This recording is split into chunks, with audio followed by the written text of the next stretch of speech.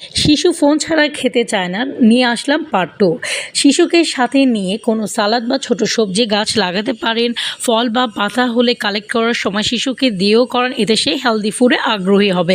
কোনটা খেলে কি উপকার হয় এসব গল্পের ছলে বলুন। শিশুর জন্য তার বয়স অনুযায়ী প্লেট, বাটি, গ্লাস, চামচ দিন।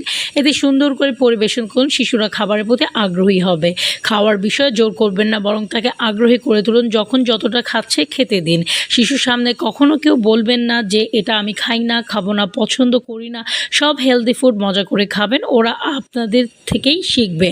হতেই পারে শিশু কোনো একটা নির্দিষ্ট খাবার উপকরণ শিশু খেতে চায় না, তাহলে ওটা বাদ দিন।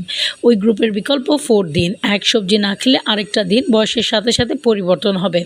আমার শিশু ফোন ছাড়া খেতে চায় না বা আমার শিশু সবজি খেতে চায় না, এসব কথার আগে আমাদের উচিত হাজারটা পন্থায় চেষ্টা করা। একদিন না, বারবার, প্রতিদিন শিখবেই ওরা।